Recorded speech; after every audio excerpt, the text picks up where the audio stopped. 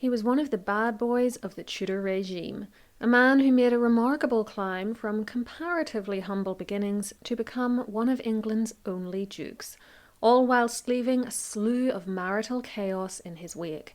He then topped it all off with a scandalous marriage to a queen, which made him the brother-in-law of Henry VIII and incurred that king's wrath in the process.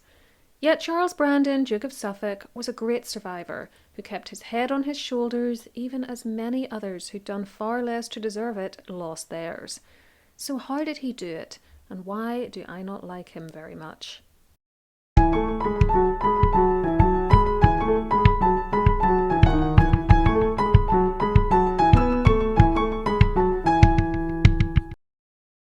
Charles Brandon was born in around 1484 to Sir William Brandon and his wife Elizabeth Brune. His father was Henry VII's standard bearer at the Battle of Bosworth in August 1485, and he died there, with Charles still too young to even remember him. The boy had no great inheritance, especially as his mother's money went to a son she'd had in a previous marriage, and he was orphaned by her death in 1494 when he was still only around 10. Stephen Gunn, one of Brandon's biographers, his book is linked below for you, surmises that the boy probably grew up in the household of his paternal uncle, Sir Thomas Brandon, and that it was likely Thomas's court connections which introduced young Charles into the same arena. It is because he was at court from a young age that he pops up at some of the crucial moments in Tudor history, even well before his rise to fame. Most notably, for instance, at the age of about 17, he was waiting on Prince Arthur Tudor the morning after the prince's wedding to Catherine of Aragon in 1501. He wasn't part of the prince's permanent household though, for he didn't travel to Ludlow with the couple soon afterwards, and instead we find him working for the Earl of Essex as his master of the horse between 1505 and 1509, and also as a squire of the body to Henry VII by 1507.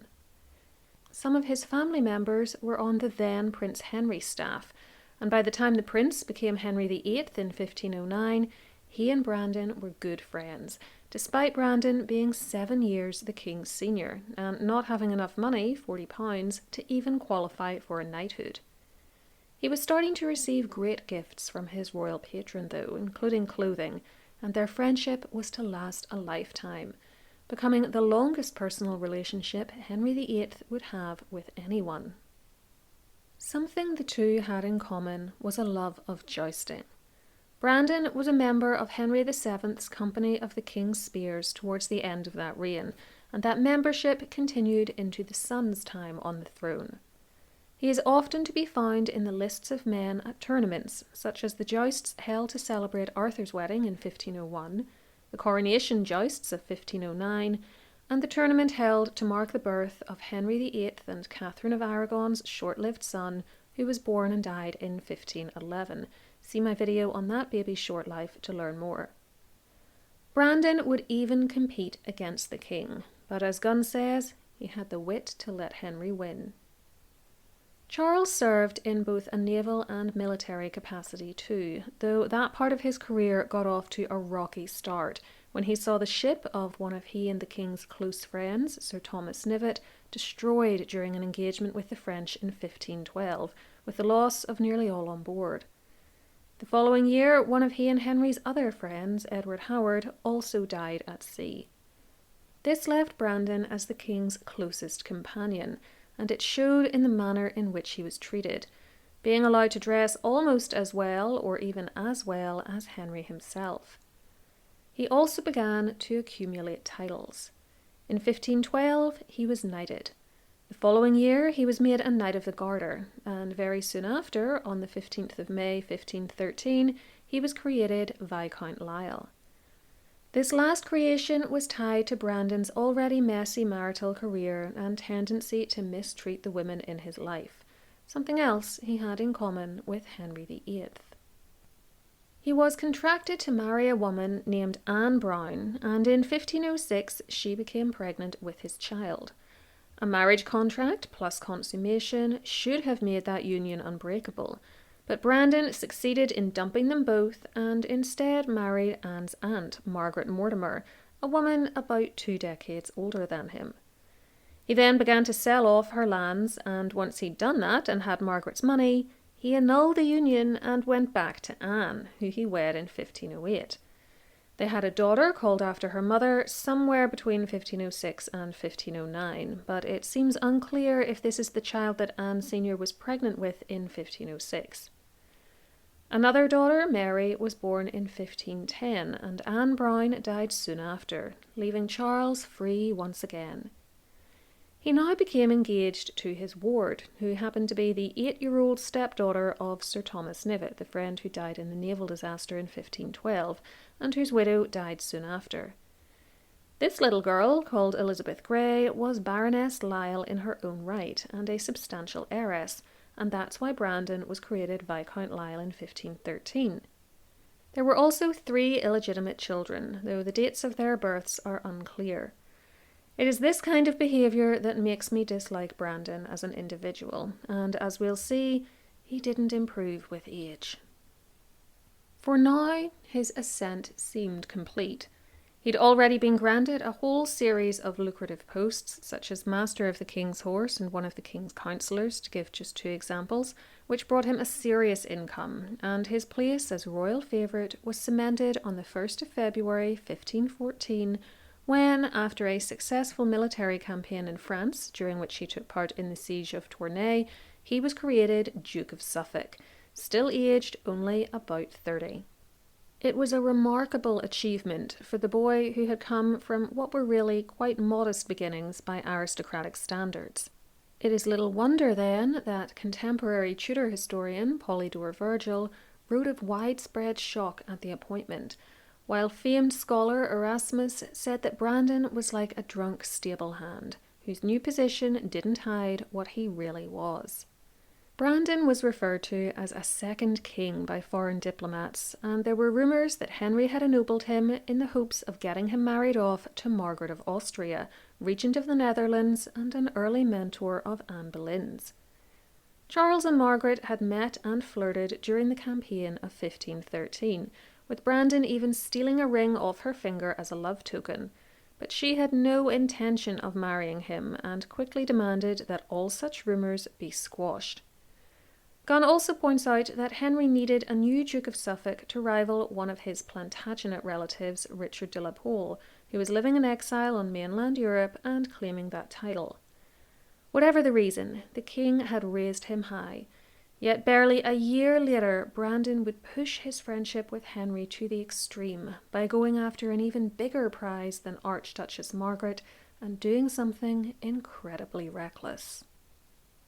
Henry VIII had 2 surviving sisters. The elder, Princess Margaret, had been married off to the King of Scotland at the age of 13 back in 1503, but the younger, Princess Mary, born in 1596, had stayed in England and grown up with her brother. In 1514, Henry decided to marry this famous beauty, then aged 18, to the 52-year-old Louis XII of France to improve the relationship between the 2 countries and act as a counterweight to Spanish power. And even though Henry's wife was Catherine of Aragon, he was going through a rough patch with his Spanish in-laws at the time. Mary set off to France on the 2nd of October, and the wedding took place on the 9th. Brandon was among those who had escorted her to her new home, and he had taken part in the jousts held to celebrate the union, but had then returned to England before Christmas. Louis died on New Year's Day 1515, however, and so Charles was quickly sent back to pick up the now Dowager Queen of France and return her to her brother so that the French couldn't marry her off elsewhere. Now, Charles and Mary seem to have already been enamoured of each other before Mary married Louis, and the possibility of a marriage between them was apparently discussed between Charles and King Henry before Charles returned to France. However, it was on the understanding that no such wedding would take place until they were back in England and had Henry's permission. If this really was the agreement, then Henry was naive to think that he could trust his friend, or indeed his sister, to put themselves back in his power.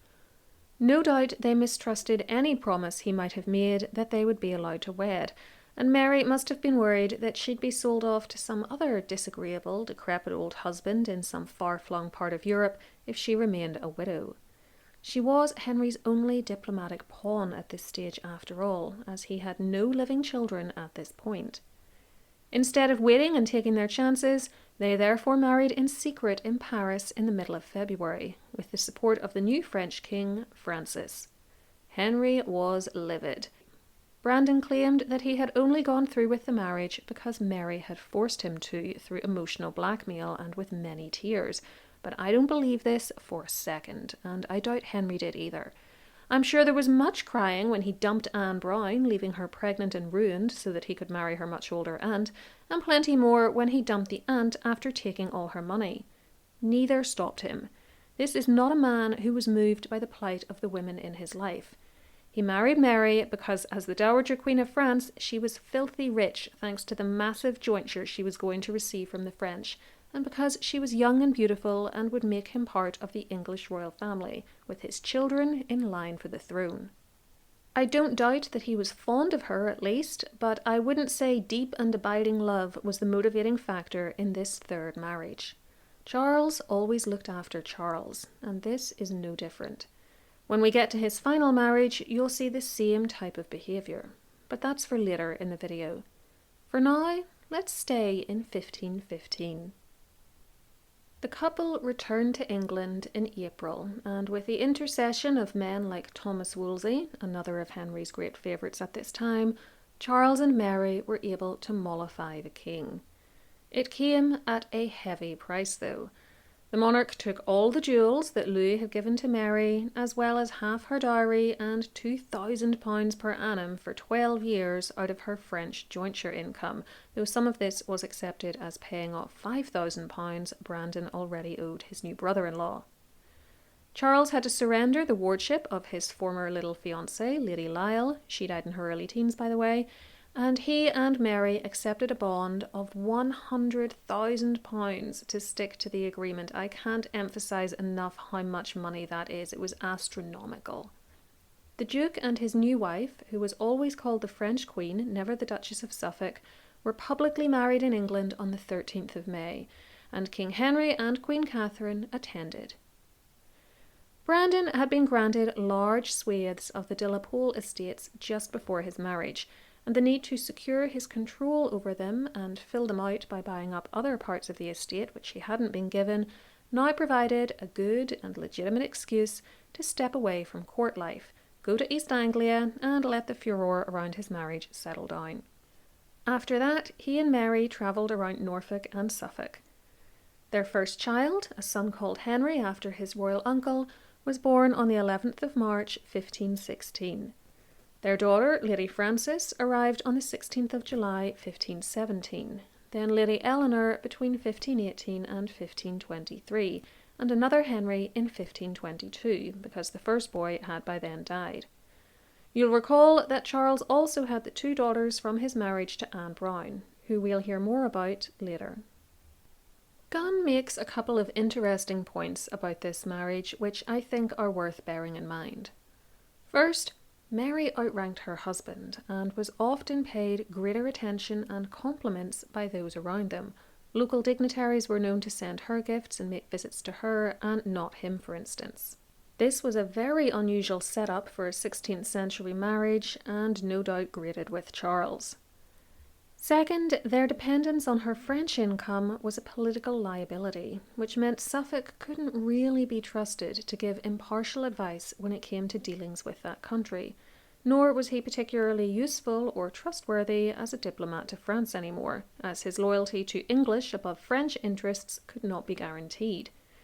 This made his extended absences from court all the more expedient for the king and Wolsey, and the fact that Mary's French income, which was not always paid on time or in full, was needed to pay off the debt to Henry, meant that the king could use that debt to control his brother-in-law. It doesn't mean that Charles was never at court and had no influence, though. When things were going well with France, Charles and Mary's links weren't a great problem, and both attended the Field of the Cloth of Gold in 1520, when King Henry and Francis met.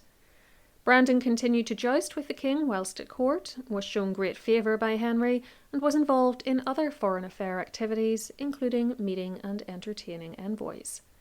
He also sat on special committees, like one for reforming abuse in the court system in 1517, and was credited with having considerable sway over the king.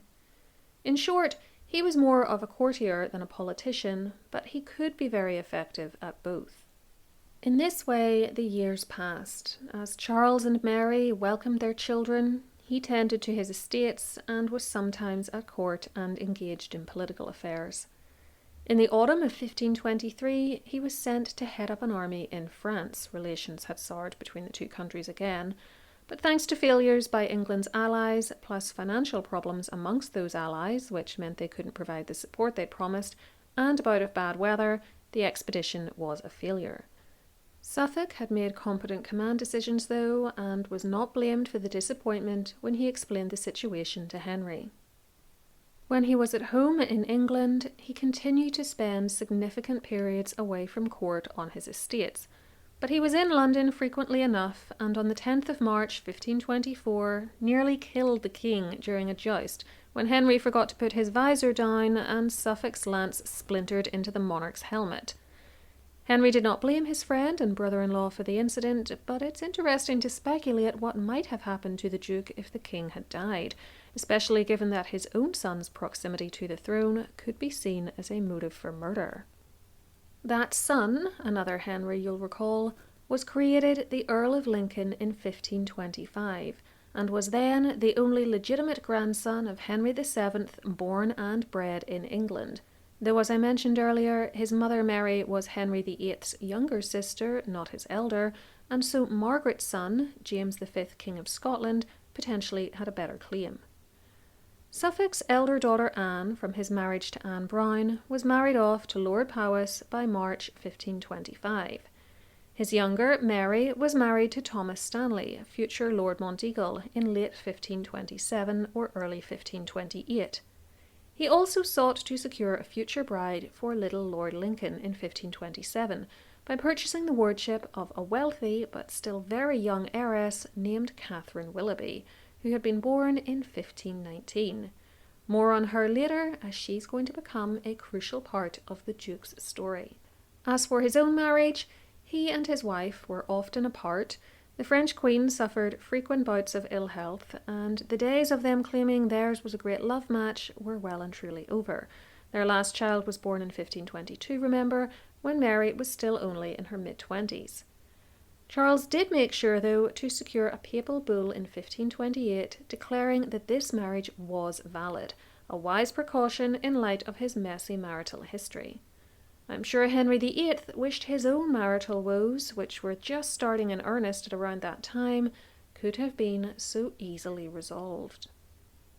By the late 1520s, Henry was seeking to have his marriage to Catherine of Aragon annulled, ostensibly because it was invalid due to her brief marriage to his brother, Prince Arthur, though in fact Henry was largely driven by the desire to marry his mistress, Anne Boleyn, and sire a legitimate son. At first, it seemed like Cardinal Thomas Wolsey would be able to secure a papal annulment, but thanks to pressure from Catherine's powerful Spanish relations, this didn't happen, and Wolsey suffered a catastrophic fall from power, dying in disgrace in November 1530.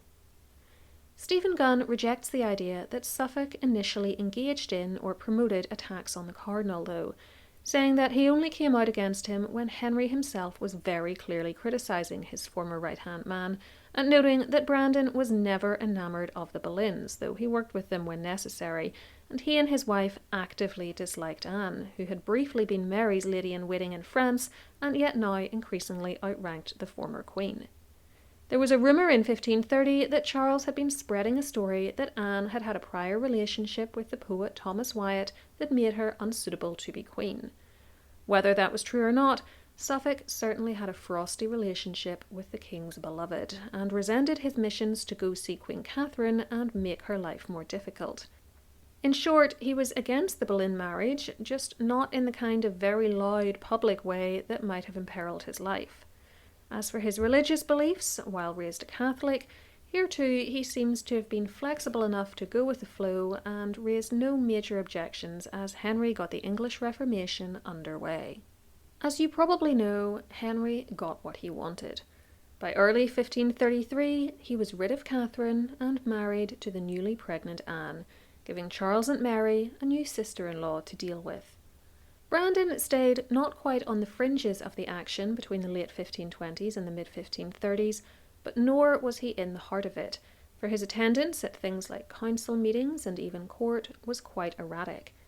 He performed any truly necessary duties, though, such as going to France when Henry took Anne there in the autumn of 1532, though Mary pointedly refused to go, participating in the new Queen's coronation ceremony in June 1533, and attending Princess Elizabeth's christening a few months later.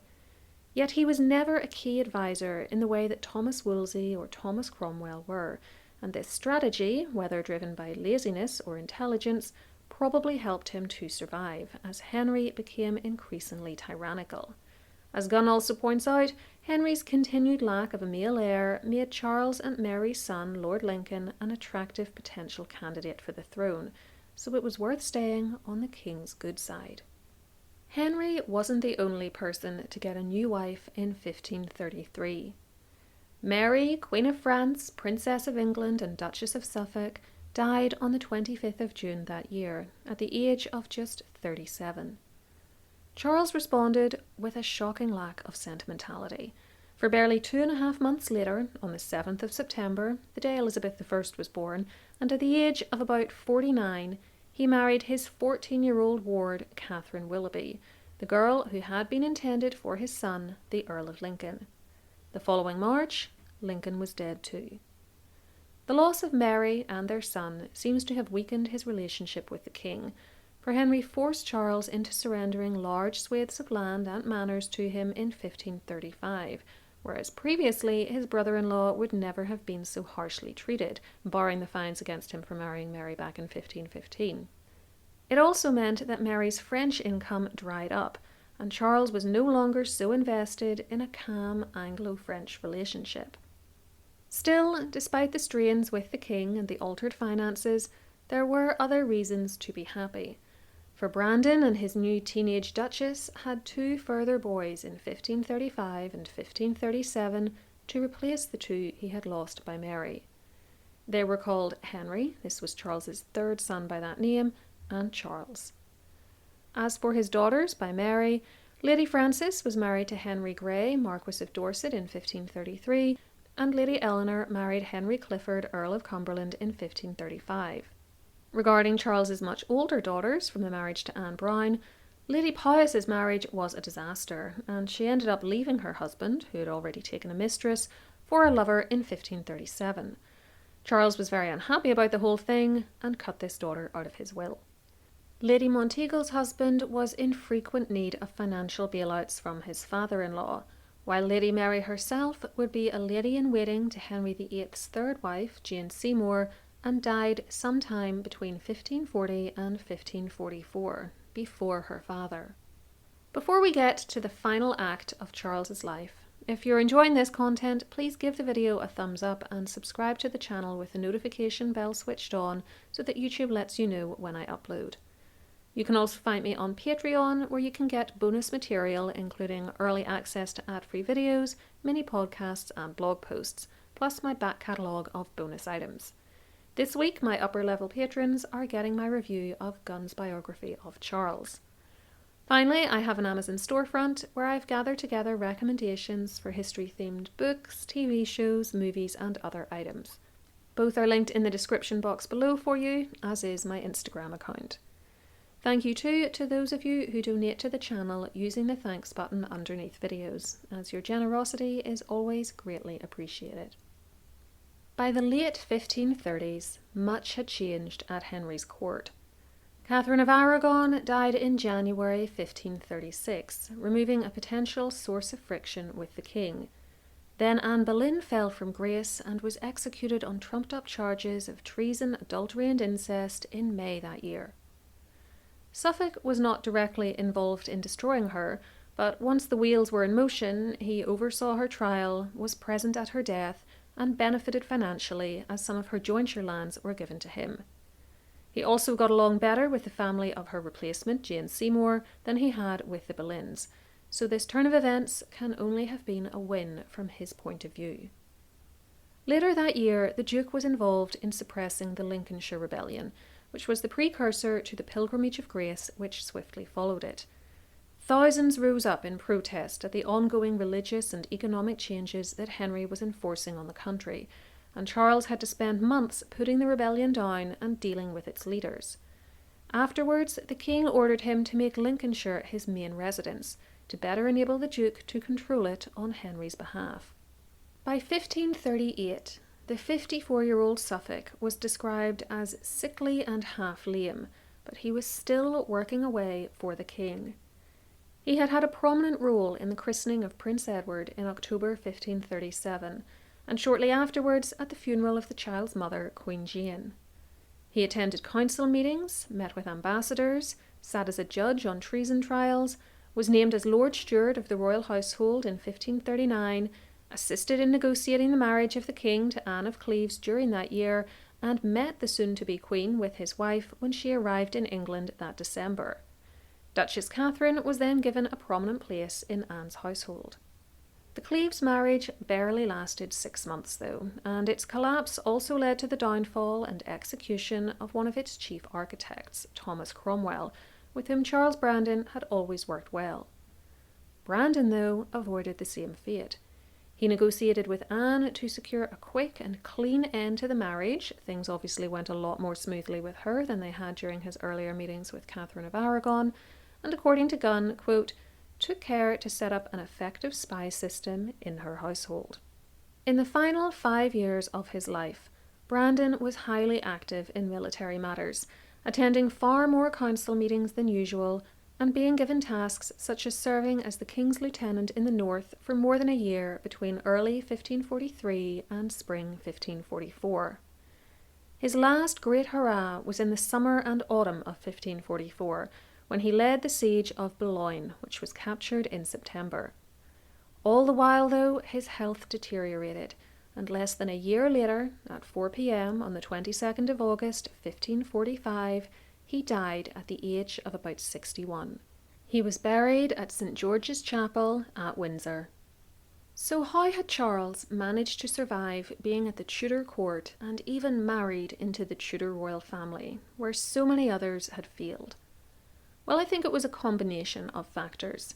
For one thing, he simply wasn't at court a lot of the time, meaning that Henry never got too tired of him and that he, Charles, was often not heavily involved in the running of the country, in the way that the likes of Cardinal Wolsey and Thomas Cromwell were. This left him less open to recriminations when things went wrong. Second, even when he was at court, he frequently didn't attend council meetings, something Gunn puts down partly to laziness. It was hard work running England, but which again limited how much blame he could attract when something happened that the king didn't like. Third, the other way great families fell was by becoming entangled in the king's marital affairs.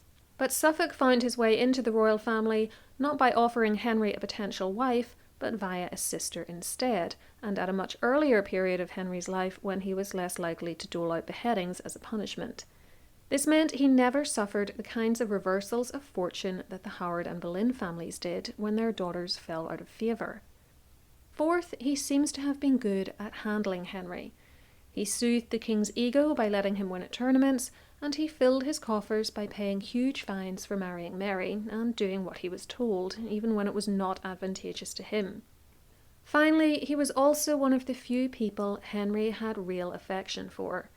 He offered a link back to the king's youth and was a rare thread of continuity for a man who killed or abandoned most of the other people, such as his first wife, Thomas Wolsey and Thomas More, who could have offered a similar link. These factors are, I believe, how Charles, unlike the mythical Icarus, managed to fly in the sunlight provided by Henry without getting close enough to ruin his wings and fall. His motto, in fact, could have been, close but not too close. I hope you've enjoyed hearing about the Duke of Suffolk's life.